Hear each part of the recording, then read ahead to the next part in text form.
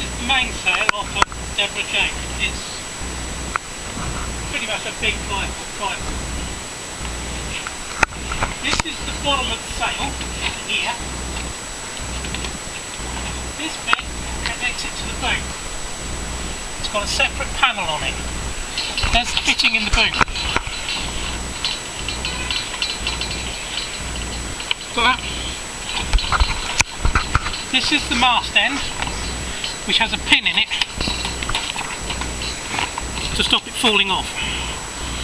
If you shorten the mast, you're not going to have this anymore. You need to adjust it. Can you see the reinforcing across the corner? See the reinforcing patches? Just about see it. See the reinforcing patches? And the stitching. You might see it better from the other side. See them on there now? That stops the corners from getting in a mess. Go down and have a look at one by one. Have a look at the outhole and have a look at the patches. Wait, what's an outhole? Bit of string. What, the thing that's connected here? Yep. That's what pulls the sail out. Wait, so how does that work? It comes out down here somewhere. So you pull that and it stretches the bottom of the sail when it's clipped to the bottom, yeah? Yeah. Ah, I see. On top of this. That's a cleat. You pull it and drop it in the cleat. That's done.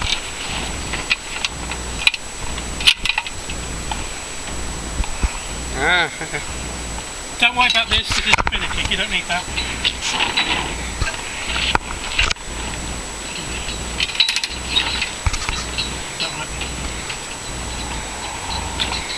Right. If we're going to shorten this, we need to look at the fact that it's a three-dimensional thing. Can you take the top corner?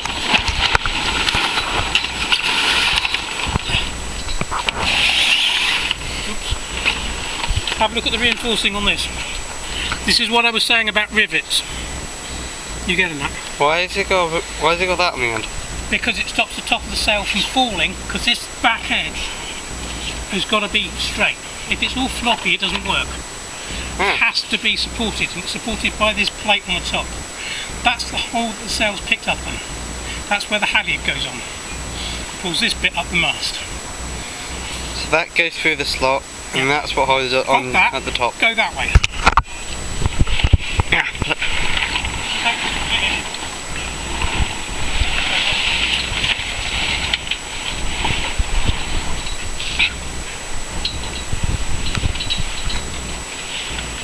Can you see the dish in the sail? What, you mean that dish there? Yeah, because it's rounded, it's not flat. If you cut the back off the edge off of this, you lose the shape. So you can't just recut it, because otherwise the back's going to be in the wrong place and it won't put. Right. Like cutting the air loop off the back of a, say, off an airplane. Right, if I'm going to shorten this thing, keep pointing at something. Trying. The sail isn't light.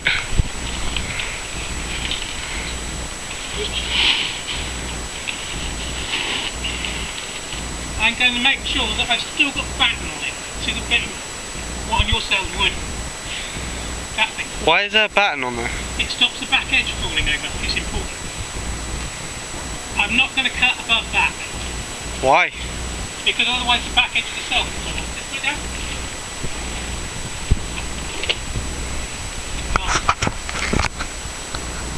There's one here. This one will be.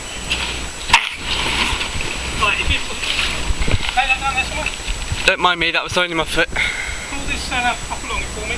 What's that? This one? No, this one. Ah. Yep. That's it, put it down there. Alright.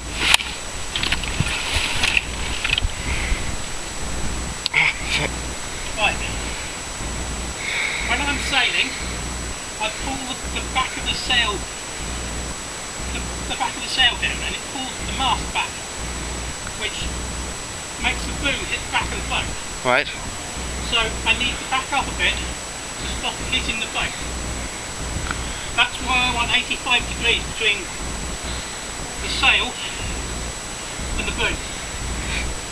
So how does the bottom of the boom going towards the back of the boat affect how it drives? Does that affect it? It doesn't, but you can't steer it, it's on the back of the boat. Ah. You have to put the sail in, it's on your head, which is annoying. But can you still sail it like that? You can, but it's horrible. Right. I mentioned bobbles. This is a bobble. Bobble. String. That's a stopper knot. This is an actual proper knot. I'm not going to tell you how to do it because it's shown on somewhere or other, animated knots.